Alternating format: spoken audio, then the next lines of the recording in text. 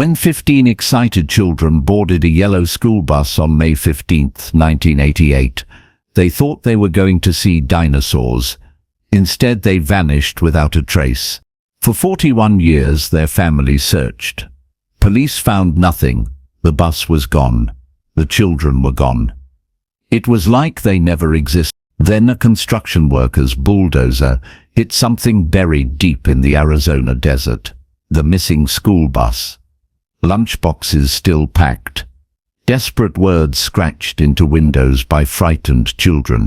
But the bus was empty. Where did 15 children disappear to for 41 years? And how did their bus end up buried like a secret in the sand? Miguel Santos wipes sweat from his forehead as his bulldozer pushes through another pile of desert sand. The Arizona sun beats down like a giant oven. He has been clearing this empty land for 3 days now. Soon, a new shopping mall will stand here, but right now, it's just sand, rocks and old tumbleweeds. Miguel loves his job. Every day is different. Sometimes he finds old bottles or rusty car parts buried in the ground. Once he even found an old coin from 1965. But today feels strange. The sand seems harder to move, like something big is hiding underneath. His bulldozer makes a loud clang sound. Miguel stops the engine. He has hit something metal, something that shouldn't be there. What the heck? Miguel says out loud. He climbs down from his bulldozer and looks at the ground. There, poking out of the sand like a yellow tooth, is a piece of metal. It's bright yellow, even after being buried for who knows how long. Miguel gets his shovel and starts digging. The more sand he removes, the bigger the yellow thing gets. After an hour of digging, he can see what it is. His hands start shaking. It's the top of a school bus. A yellow school bus buried 15 feet underground. Miguel drops his shovel and runs to his truck. He calls his boss with hands that won't stop trembling. "You need to get out here right now," he says. "I found something really bad." 20 minutes later, the construction site fills with people. Police cars, fire trucks, an ambulance. Miguel's boss, Mr. Rodriguez, stands next to the buried bus, with his mouth hanging open. "How long has this been here?" asks Sheriff Tom Bradley. He is a big man with gray hair and tired eyes. He has been a police officer for 30 years, but he has never seen anything like this. "I don't know," Miguel says. "The sand was packed down real hard, like it's been here forever." More workers arrive with bigger shovels and brushes. They work carefully like they're digging up dinosaur bones. Slowly the whole school bus appears. It's old and rusty on the outside, but the yellow paint is still bright in some places. Sheriff Bradley walks around the bus, taking pictures with his phone. On the back he finds a license plate. The numbers are faded, but he can still read them. "Arizona, 1988, he whispers. His face goes white. News reporter Cassie Martinez arrives just as workers clear sand from the bus windows. She is young and smart, with dark hair and quick eyes. She brings her camera crew and starts filming right away. "This is Cassie Martinez reporting from Desert Valley, Arizona," she says into her microphone. "Construction workers have made an impossible discovery. A school bus from 1988, buried 15 feet underground." Sheriff Bradley tries to look through the bus windows, but they are covered with dirt and scratches. A worker with a brush carefully cleans one window. What they see inside makes everyone stop talking. 15 small backpacks hang from the seat backs. Lunchboxes with cartoon characters sit on the seats. A thermos with a rainbow sticker lies on the floor. They can hear liquid sloshing inside it. But no children, no people at all. "How is this possible?" Cassie asks Sheriff Bradley. "How does a school bus just disappear underground?" Sheriff Bradley doesn't answer right away. He stares at the bus like he's seeing a ghost. Finally, he says, "I remember this case. I was just a young deputy then. 15 kids disappeared on a field trip. They never found the bus. They never found anything. A worker calls out from the front of the bus. "Sheriff, you need to see this." They all crowd around the front window. The worker has cleaned away the dirt, and now they can see inside clearly. Scratched into the glass from the inside are small handprints, dozens of them, and words carved with tiny fingers. "Help us, we're scared. Mommy, please find us." Cassie gasps. Her camera operator keeps filming, but his hands are shaking too. These aren't just scratches in glass. These are the desperate messages of terrified children. 41 years, Sheriff Bradley says quietly. These kids have been missing for 41 years. The sun starts to set over the desert. Orange and pink light makes the buried bus look even more strange and sad. Workers set up big lights so they can keep digging in the dark. Miguel Santos sits in his truck, drinking coffee that has gone cold. He can't stop staring at the bus. In 30 years of construction work, he has never found anything like this. He has never found proof of a tragedy that broke so many hearts. As night falls over Desert Valley, one question hangs in the air like desert dust. If the bus is here, where are the 15 children who disappeared 41 years ago? Sheriff Bradley knows this discovery will change everything. The case that destroyed his father's career is back. The mystery that turned a happy town into a place of sadness is rising from the ground like a yellow metal ghost. But he also knows this is just the beginning. Somewhere out there, 15 families who have lived with heartbreak for 41 years are about to learn that their worst nightmare has been buried in the desert all along. The discovery of the bus is not the end of the story. It's the start of the most impossible mystery Arizona has ever seen. May 15th, 1988. Ruby Hendricks bounces up and down in her seat like a rubber ball. She has never been so excited in her whole 8 years of life. Today is the best day ever. Today, her class is going to see real dinosaur bones at the Natural History Museum in Phoenix. "I can't sit still," Ruby tells her best friend Kai Nakamura. Kai sits next to her on the big yellow school bus. He holds his new camera carefully in both hands. His parents gave it to him for his 9th birthday last week. "I'm going to take pictures of every single dinosaur," Kai says. His black hair falls into his eyes as he looks through the camera lens. "Maybe I'll be famous for my dinosaur photos. And I'm going to be a paleontologist," Ruby says. She practices saying the big word. Paleontologist. That's a person who studies dinosaur bones. Behind them, 7-year-old twins Jasper and Juniper Williams whisper secrets to each other. They always sit together. They always dress the same. Today they both wear red shirts and blue jeans. Even their shoelaces match. "I bet we see a T-Rex," Jasper whispers to his sister. "I bet we see a flying dinosaur," Juniper whispers back. "I bet we see both," they say together, then giggle. Near the front of the bus sits 10-year-old Iris Delacroix. She has thick glasses and carries 3 library books about dinosaurs. Iris knows more facts than most grown-ups.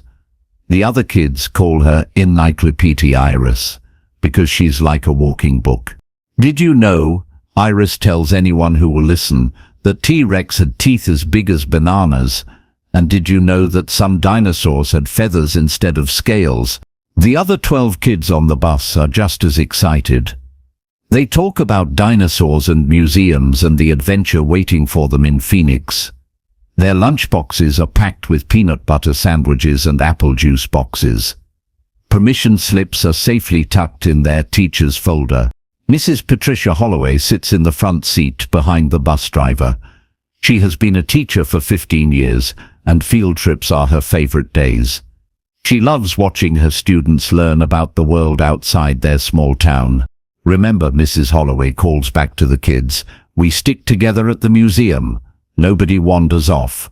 We use our inside voices, And we have fun. The kids cheer. Ruby practices her dinosaur roar. It sounds more like a squeaky door than a scary monster, but she's proud of it anyway. Bus driver Eddie Rosewood smiles as he listens to the happy children behind him. Eddie has been driving school buses for 20 years. He knows every bump in every road. He knows every kid's name and favorite seat. He knows exactly how to make them laugh when they're nervous about a big test or sad about a scraped knee.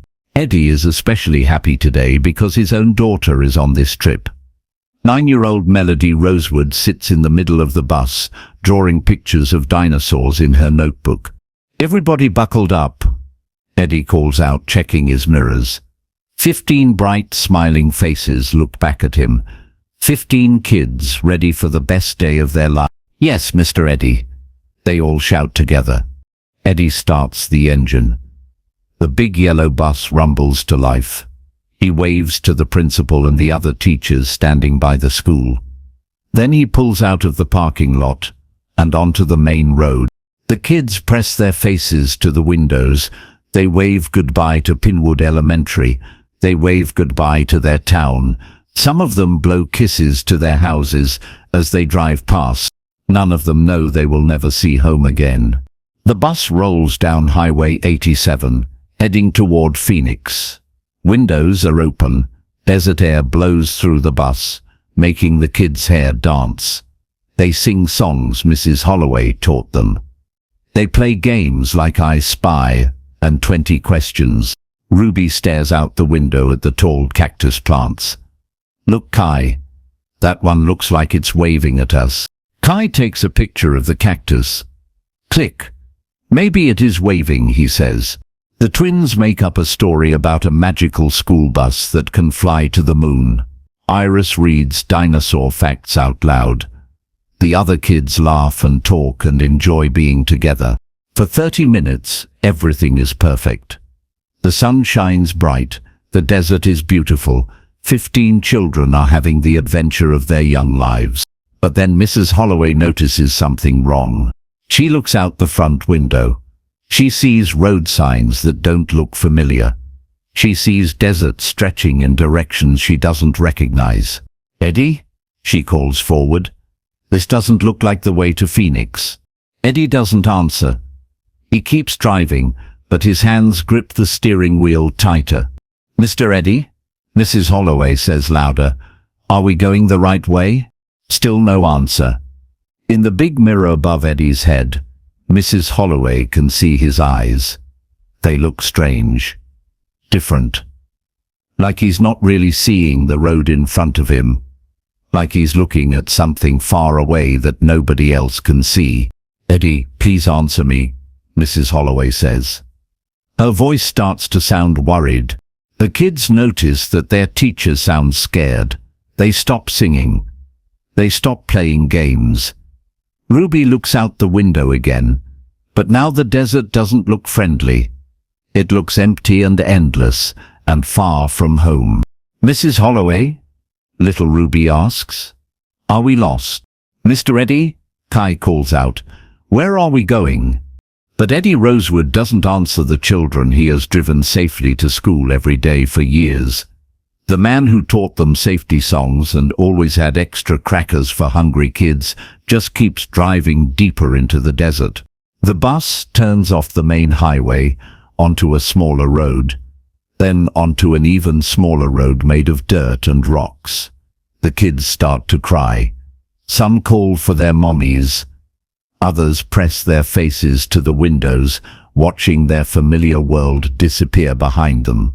"I want to go home," Juniper whispers to her twin brother. "Me too," Jasper whispers back. For the first time in their lives, they are scared to be together. Mrs. Holloway stands up and walks toward Eddie. "Stop this bus right now," she says in her strictest teacher voice. These children need to go home. But Eddie doesn't stop. He doesn't even look at her. He just keeps driving toward a place where nobody ever goes. A place where nobody will ever think to look for 15 missing children and their teacher. The last person to see their bus is Frank Mueller, who owns the gas station on the edge of town. He watches the yellow school bus drive past his pumps, heading toward the old mining roads where nothing lives except snakes and lizards. Frank thinks it's strange. School buses don't usually go that way. But he's busy fixing a broken soda machine, so he forgets about it. 3 days later, when police come asking questions, Frank remembers the yellow bus. But by then, it's too late. By then, 15 children, their teacher, and their bus driver have vanished from the world as completely as if they never existed at all. The only thing left behind is mystery and heartbreak, and families who will spend the next 41 years wondering what happened to the people they loved most. The first phone call comes at 4:17 p.m.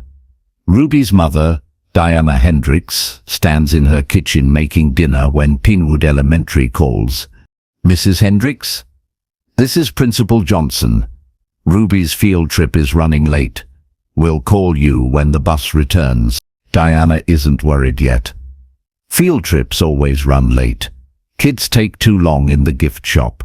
Traffic is heavy on the way home. She keeps cooking dinner and sets an extra plate for Ruby's stories about dinosaurs. At 5:30 p.m. Diana calls the school. No answer. At 6 p.m. she drives to the school. The parking lot is empty except for one car, Principal Johnson's. He stands by the front door talking on his phone with a worried look on his face. "Mrs. Hendricks," he says when he sees her, "we can't reach the bus." Eddie isn't answering his radio. By 6:30 p.m. other parents arrive. Kai's mother and father, Hiroshi and Yuki Nakamura, park next to Diana's car. The Williams family, David and Sarah, run across the parking lot holding hands. "Where are our babies?" Sarah Williams asks. Her voice shakes like a leaf in the wind. More parents come. More worried faces. More questions. Nobody can answer. By 7:00 p.m., 15 families stand in the school parking lot, staring at the empty road and praying to see yellow school bus headlights coming home. Police Chief Robert Bradley arrives at 7:15 p.m. He is Sheriff Tom Bradley's father, a big man with kind eyes and steady hands. But tonight, his hands shake as he talks to the frightened parents. "We're going to find them," he promises. "I'm calling in every officer. We're going to search all night if we have to." The search begins before the sun sets. Police cars spread out across every road between Pinwood and Phoenix. Helicopters circle overhead with bright spotlights. The local fire department brings search dogs that sniff around the school parking lot, trying to catch a scent. Diana Hendricks can't go home. She sits in her car in the school parking lot all night, staring at the road. Every set of headlights makes her heart jump. Every phone ring makes her hope. But hour after hour, no yellow bus appears. "She's probably scared," Diana whispers to her husband Marcus when he brings her coffee at midnight. "Ruby's probably hiding somewhere, waiting for us to find her." Marcus wraps his arms around his wife. He doesn't tell her what he's really thinking. He doesn't tell her that 15 children and 2 adults don't just disappear. He doesn't tell her that his heart is breaking too. At Kai's house, his parents translate for Japanese news crews who fly in to cover the story. Hiroshi shows reporters his son's school pictures. Yuki talks about Kai's love for photography and his gentle heart. He takes pictures of flowers, Yuki says through her tears. He says beautiful things should be remembered forever. The Williams family house feels too big and too quiet. David and Sarah sit in the twins' bedroom, surrounded by matching toys and matching clothes. Everything comes in pairs because Jasper and Juniper do everything together. "How do you look for 2 7-year-olds in the whole desert?" David asks his wife. "You don't stop looking," Sarah answers. "You never ever stop looking." At Iris Delacroix' house, her grandmother Beatrice sits on the front porch, reading aloud from Iris's favorite book. The old woman's voice carries across the empty yard as she reads about brave children going on adventures and always coming home safe. She can hear me, Beatrice tells the neighbors who bring food and flowers. Wherever my Iris is, she can hear my voice, and she knows I'm waiting for her. The search grows bigger every day. FBI agents arrive with serious faces and complicated theories. Volunteers come from other towns to help look. Psychics call with dreams and visions. Reporters camp outside the school, interviewing anyone who will talk. But Eddie Rosewood's family suffers the most. His wife Linda and his daughter Melody's empty bedroom become symbols of a mystery nobody understands. Eddie loved those kids, Linda tells reporter after reporter. He would never hurt a child. He sang songs with them. He knew all their birthdays. Something terrible happened to him too. Linda shows them pictures of Eddie at school events. Eddie helping kids with their seatbelts. Eddie dressed as Santa Claus for the Christmas party. The pictures show a man who cares about children, not someone who would make them disappear. Eddie's missing too, Linda sobs. My husband and my daughter are both gone. Eddie didn't take those children. Someone took Eddie and the children. The search spreads across the entire state. Police Chief Bradley organizes the biggest missing persons investigation in Arizona history. They search every road, every building, every canyon. They interview every person who might have seen a yellow school bus on May 5th. Frank Mueller, the gas station owner, becomes the most important witness. He tells police about seeing the school bus drive toward the old mining roads. Within hours, hundreds of searchers pour into the desert. Chief Bradley leads the search of the abandoned mines himself. He crawls through dark tunnels with flashlights and hope, calling out names that echo back empty. Ruby, Kai, Jasper, Juniper, Iris. His voice bounces off tunnel walls. Can you hear me? We're here to take you home. But the mines are empty. Miles and miles of empty tunnels that lead nowhere and hide nothing. The search continues for 8 long months. They find pieces of other old buses. They find clothes that don't belong to the missing children. They find bones that turn out to be from animals. But they never find anything that belongs to 15 children who went to see dinosaurs and never came home. Slowly the helicopters stop flying.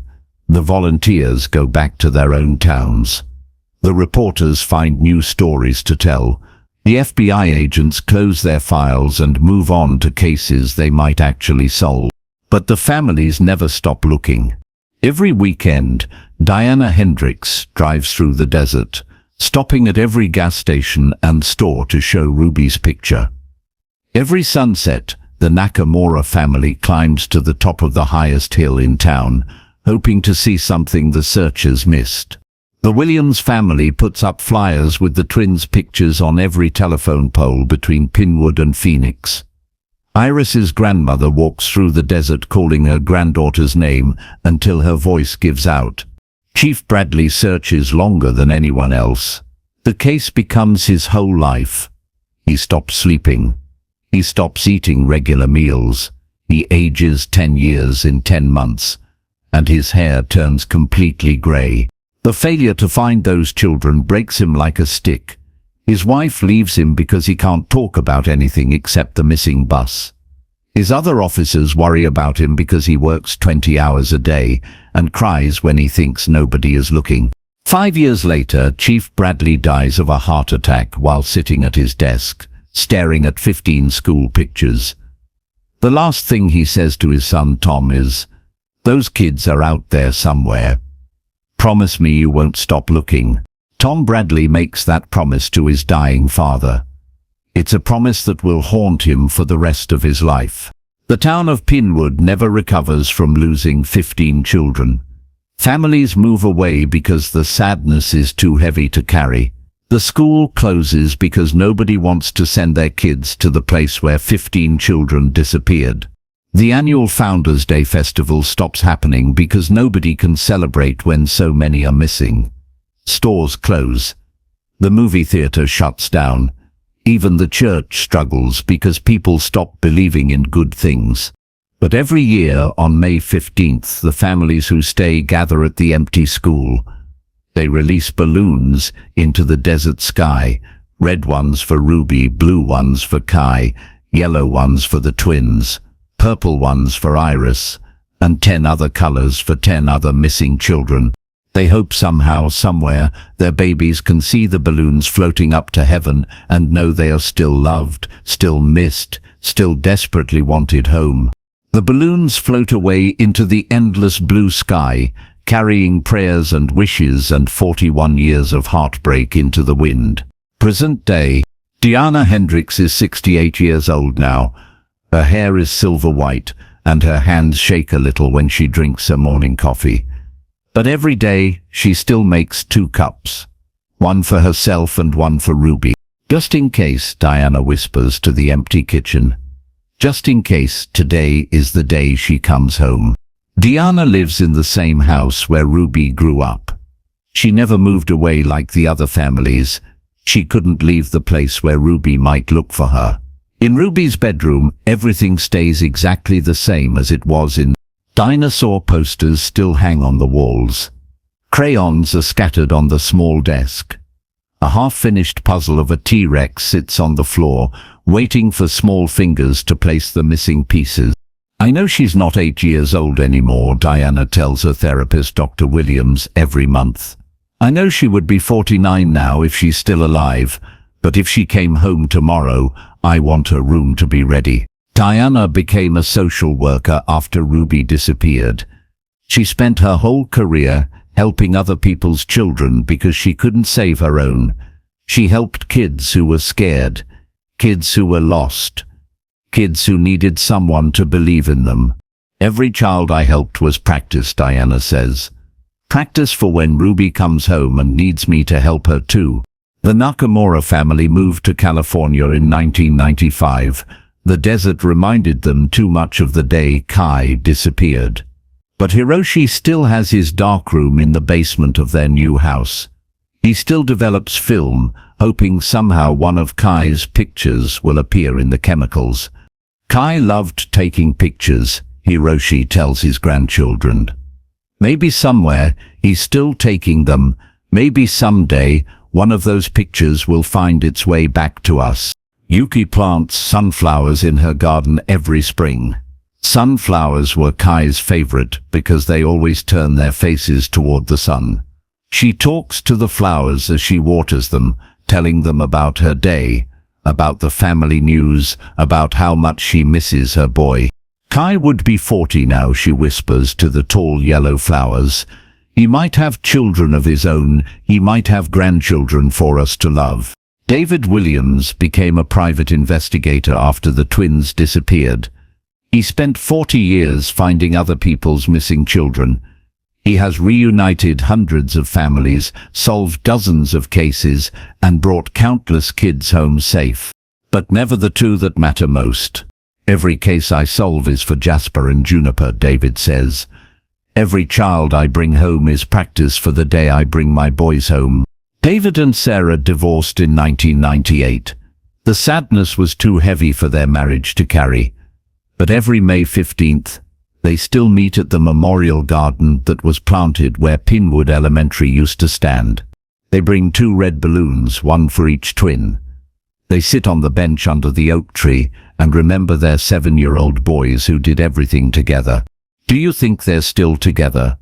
Sarah asks David every year. I hope so, David always answers. I hope they're still taking care of each other. Sarah became a children's book writer. She writes stories about twins who go on magical adventures and always come home safe.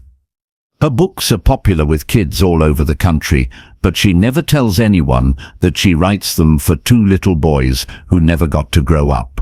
Iris's grandmother, Beatrice Delacroix, lived to be 94 years old.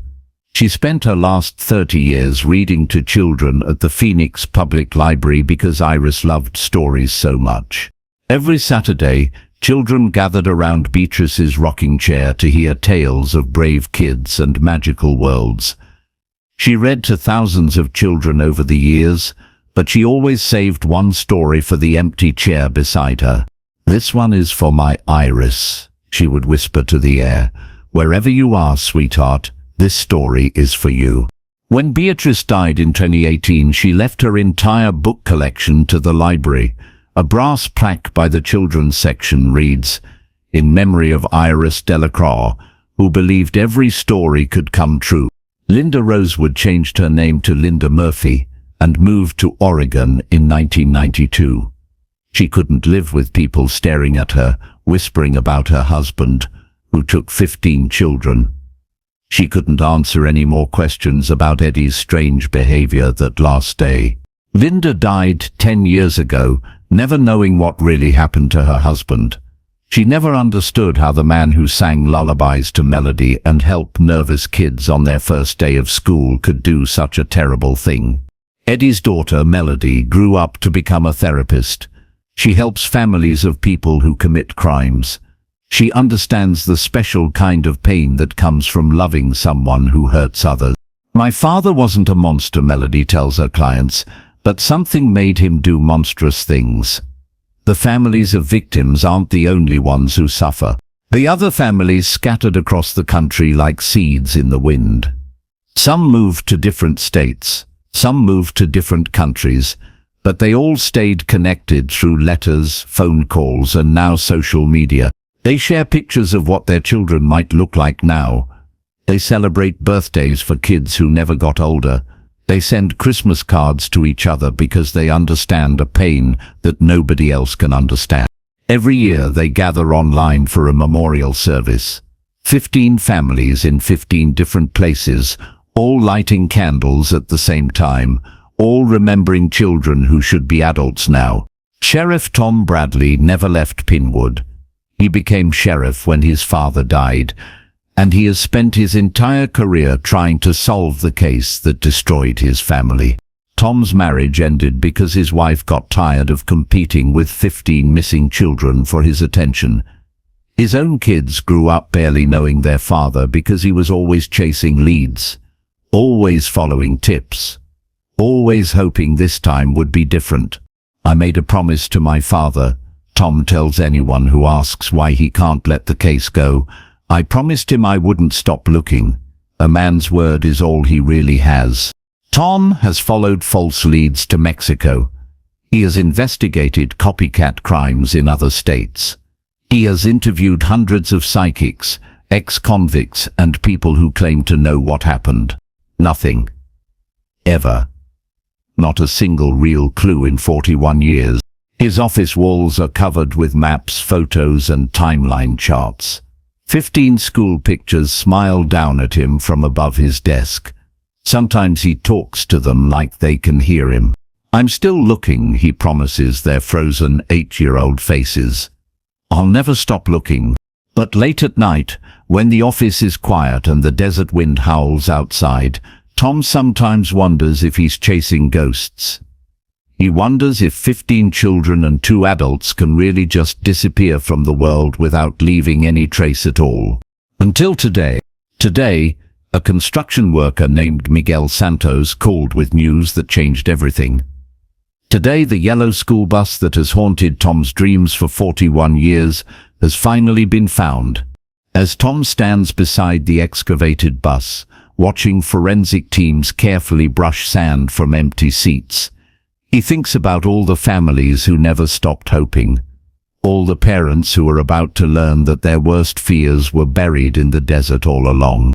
His hands shake as he pulls out his phone. 15 families are about to get phone calls that will either answer their questions or break their hearts all over again. Maybe both. The mystery that destroyed his father is finally going to be solved. But Tom has a terrible feeling that the truth will be more horrible than anyone ever imagined. The buried bus is just the beginning. The real mystery is what happened to 15 children who left home excited about dinosaurs and never came back to tell their families what they learned. Sheriff Tom Bradley watches the forensic team work like doctors performing surgery on the buried school bus. They use small brushes and tiny tools to clean every inch of metal and glass. They take pictures of everything. They bag every piece of evidence like it's made of gold. Dr. Elena Vasquez is the best forensic scientist in Arizona. She has solved murders, identified victims, and found clues that other people missed. But today she looks confused and worried. Sheriff Bradley, Dr. Vasquez calls out, "You need to see this." Tom walks over to where she kneels beside the bus. In her gloved hands, she holds a juice box. It's purple with a cartoon dinosaur on the front. The kind of juice box a kid would pack for a field trip. This juice box is from 1988, Dr. Vasquez says. The expiration date is June 1988. But look at this. She pokes a tiny hole in the box with a special tool. Purple juice squirts out. Fresh juice. Juice that smells like grapes and childhood. That's impossible, Tom says. Juice doesn't stay fresh for 41 years. I know, Dr. Vasquez says, but taste it. Tom touches a drop of juice to his tongue. It tastes perfect, sweet and fresh like it was made yesterday. Dr. Vasquez shows him more impossible things. Sandwiches in lunchboxes that look like they were made this morning. Apples that are still crisp. Cookies that still taste like peanut butter and love. It's like time stopped inside this bus, she says. The outside metal is old and rusty, but everything inside is exactly the same as it was in. Tom's head spins. Nothing makes sense anymore. How can food stay fresh for 4 decades? How can juice boxes still be full? How can crayons still work like they were just bought from the store? But the strangest discovery comes when they study the desperate messages scratched into the windows. Using special machines that can see things smaller than dust, Dr. Vasquez examines every scratch, every handprint, every word carved into the glass by frightened children. "Sheriff," she says, her voice shaking. Some of these messages are 41 years old, but some of them, she stops talking and stares at her computer screen. Some of them what? Tom asks. Some of them were made last week. Tom feels like someone punched him in the stomach. That's impossible. These kids. I'm just telling you what the science shows, Dr. Vasquez says. The DNA in these scratches belongs to Ruby Hendricks, Kai Nakamura, and the other missing children. But some of these scratches were made recently. Reporter Cassie Martinez has been following the story since the bus was discovered. While the police work on the bus, she decides to investigate on her own. She drives to Frank Mueller's old gas station, where his son Frank Jr. now works. Frank Jr. is a big man with sad eyes. He has heard about the buried bus on the news, and it brings back memories he wishes he could forget. "My dad saw things," Frank Jr. tells Cassie, "things that nobody believed." "What kind of things?" Cassie asks. "That yellow school bus," Frank Jr. says. "Dad didn't just see it once in 1988. He saw it driving past here every few years, always around the anniversary date, always heading toward the old mines." Cassie's heart beats faster. "Every few years, Dad would call the police every time," Frank Jr. says. "But by the time they got here, the bus was gone. People started thinking Dad was crazy. They said grief was making him see things that weren't there." "Do you think your father was crazy?" Cassie asks. Frank Jr. looks out the window toward the desert where the bus was found. "I saw it too," he whispers. 3 years ago, May 15th, 2026. A yellow school bus with kids looking out the windows. Kids who looked exactly like the missing children from the old pictures. Cassie drives out to the area where the bus was buried. The police have blocked off the roads, but she parks and walks through the desert. The sun is setting, painting the sky orange and pink. She doesn't expect to find anything. She just wants to see where 15 children spent their last moments of freedom. But as she walks through the sand and rocks, she finds something that makes her scream. 15 small graves, marked with handmade wooden crosses. Each cross has a name carved into it. Ruby, Kai, Jasper, Juniper, Iris and 10 others. Fresh flowers lie on each grave, flowers that were placed there recently. Cassie calls Sheriff Bradley with hands that won't stop shaking. "Tom, you need to get out here right now. I found something terrible." 20 minutes later, police cars and ambulances fill the desert. Workers with shovels carefully dig into the 15 small graves, while families of the missing children drive through the night to get there. But when they open the graves, they find something even more shocking than bodies. The graves are empty. Not empty like someone took the bodies away. Empty like there were never any bodies there at all. Just small underground rooms filled with toys, clothes, books and pictures. At the bottom of Ruby's grave, Tom finds a letter written in crayon. The paper is clean and white like it was written yesterday. His hands shake as he reads, "Dear Mommy and Daddy, we are okay, but we can't come home yet. The bad man won't let us go. We are in the place between places. Time is different here. We miss you so much. Please don't stop looking for us. We love you forever and always. Your Ruby." Tom stares at the letter until his eyes water. The handwriting looks exactly like an 8-year-old's writing. The same way Ruby wrote her name on school papers. But the date at the top of the letter is from 3 weeks ago. More letters are found in the other graves, each one written in a child's handwriting. Each one dated recently. Each one signed with love from children who should be grown-ups now if they're still alive. Diana Hendricks arrives just as Tom finds Ruby's letter. She takes one look at the crayon writing and falls to her knees in the sand. "That's my baby's handwriting," she sobs. "That's exactly how Ruby writes her R's with the little curl at the top. But how is this possible?" The other families arrive throughout the night. Each parent recognizes their child's handwriting in letters that couldn't exist.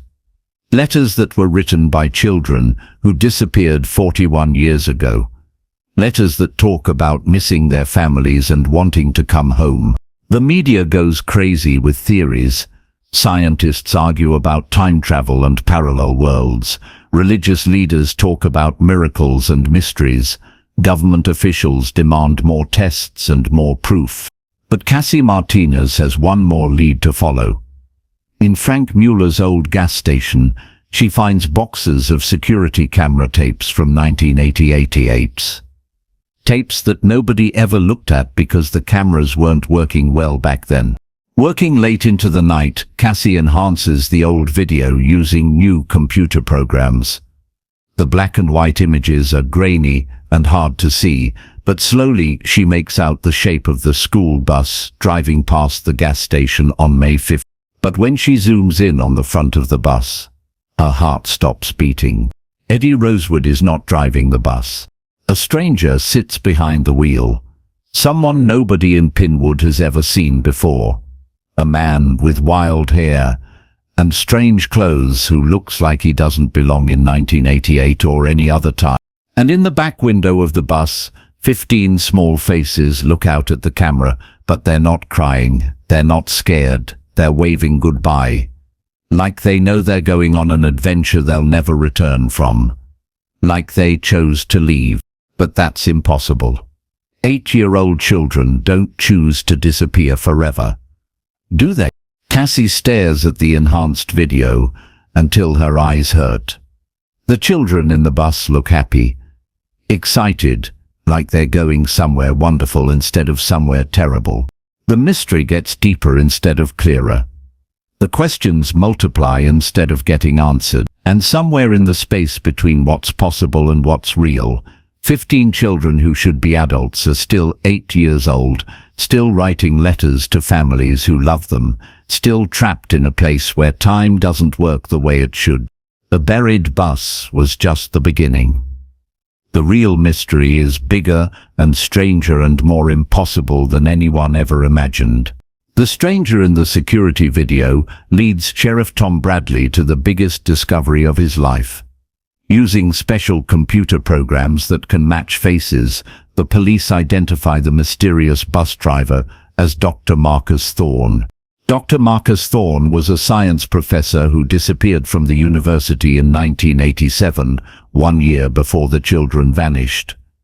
His fellow teachers said he was very smart but also very strange. His family said he was obsessed with impossible experiments. Dr. Thorne studied time, explains Professor Janet Mills, who worked with him years ago. He believed he could make machines that move things through time, like a time machine from science fiction movies. Everyone thought he was crazy, she continues. His experiments were too dangerous. The university took away his money and told him to stop. But Marcus wouldn't listen. He said he was close to something amazing. Tom and Cassie Martinez search for Dr. Thorne's secret laboratory.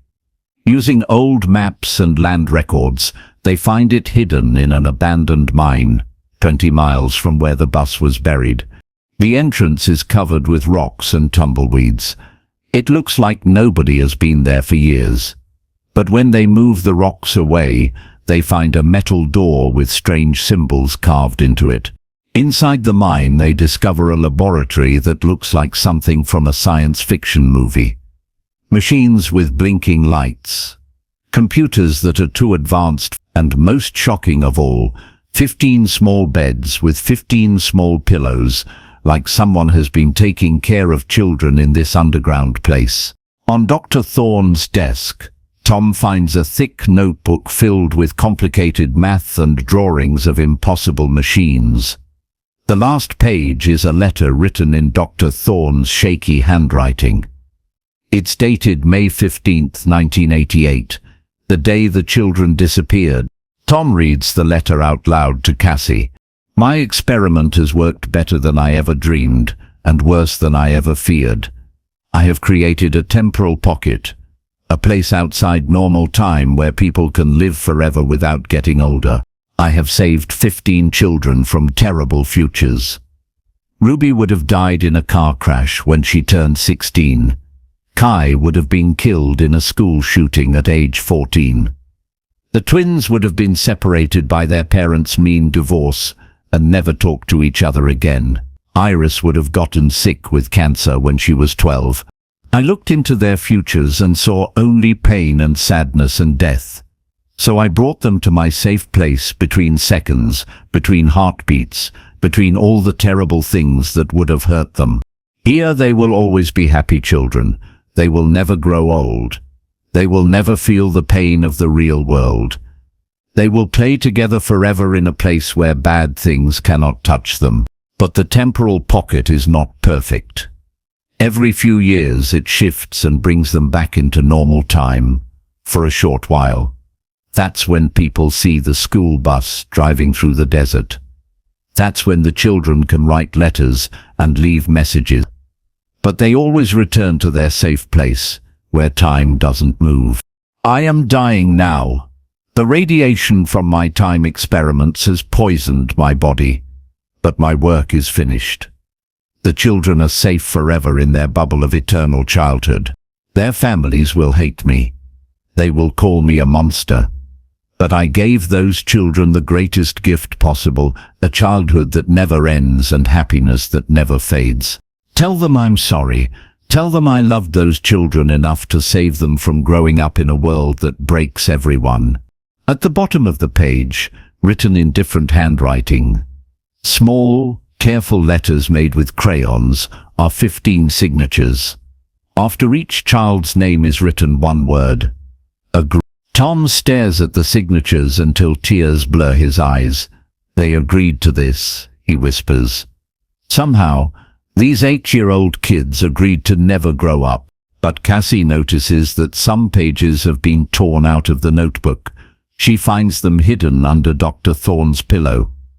These pages are newer, written in recent years. Her hands shake as she reads. The children are growing up despite my protection. Their minds are getting older even though their bodies stay young. Ruby asks hard questions about her parents. Kai wants to go home to take pictures of his family. The twins miss their mother's bedtime stories. Iris wants to read new books that haven't been written yet. I kept their bodies as children, but I cannot stop their thoughts from becoming adult thoughts. They understand now what I did to them. They understand what they lost when I took them away. Some days they hate me for trapping them. Some days they thank me for protecting them. Most days they just stare at the walls of their timeless prison and dream of families they can never safely see again. The temporal pocket is breaking down. My death will destroy the barrier between their time and our time. Soon they must choose. Come back to normal time as the middle-aged adults they should be, or disappear forever into the space between seconds. I hope they can forgive me. I hope their families can forgive me. I thought I was saving them, but maybe I destroyed them instead. Only time will tell. Time always tells the truth. As Tom finishes reading, the ground under the mine starts shaking. Dust falls from the ceiling. The strange machines start making loud humming sounds. The temporal pocket is collapsing, Tom says, remembering Dr. Thorne's words. We need to get back to the bus site, now. They race through the desert as the ground shakes harder. Behind them, the mine collapses in a cloud of dust and sparks. Dr. Thorne's impossible laboratory disappears forever, taking its secrets into the earth. At the excavation site, something magical and terrible is happening. The buried school bus glows with a soft, strange light. And standing beside it, looking exactly as they did 41 years ago, are 15 children. Ruby Hendricks runs to Sheriff Bradley with tears on her 8-year-old face. But when she speaks, her voice carries the wisdom of someone much older. Please tell my mommy I'm sorry I've been gone so long, she says. We wanted to come home, but the time man said the world would hurt us. He showed us pictures of bad things that would happen if we grew up. One by one, the other children approach. Kai holds his camera, but it's empty of film. The twins hold hands like they always have. Iris carries a book she's read 1,000 times. We lived in the place between places, Kai explains. Time moved differently there. We stayed kids, but our minds kept learning and growing. We remember everything about our families. We dream about you every day. The time man is gone now, Juniper says. The safe place is breaking apart. We have to choose, Jasper adds. We can come back to normal time, but we'll become old like our parents should be. Or we can fade away forever. Iris speaks for all of them. We want to go home. Even if home is different now, even if we become grown-ups, we want to see our families again. The light around the children grows brighter and brighter. The temporal pocket that kept them young for 41 years is finally closing forever. We're ready to grow up now, Ruby says. We've been kids long enough. We want to live real lives, even if real life is hard sometimes. As the light becomes too bright to look at, Sheriff Bradley and Cassie close their eyes. They hear children's voices saying goodbye to eternal childhood and hello to whatever comes next. When the light fades, the children are gone. But in the sand where they stood, Cassie finds 15 letters. These letters are different from the others. They're written in adult handwriting, as if the children's minds finally caught up with their true ages in those final moments. The letters say goodbye to the families who never stopped loving them. They explain that Dr. Thorne believed he was protecting them, but protection became a prison. They forgive everyone. Dr. Thorne, their families, and themselves. Ruby's letter ends with, "Thank you for never giving up on me, Mommy and Daddy. I'm free now to live the life I was meant to live, whatever that might be." The buried school bus crumbles to dust in the desert wind. Dr. Thorne's time laboratory is buried forever. The temporal pocket that trapped 15 children for 41 years closes like a door that can never be opened again. Sheriff Tom Bradley calls the families. These are the hardest phone calls he has ever made. How do you tell parents that their children chose to grow up and move on to whatever comes after life? How do you explain that love sometimes means letting go? Diana Hendricks reads Ruby's final letter and smiles through her tears. "She's free," she whispers. "My baby is finally free." The other families gather at the memorial garden one last time. They release balloons into the sky, but these balloons carry messages of goodbye instead of messages of hope. 41 years after 15 children disappeared on a field trip to see dinosaurs, their families finally understand what happened.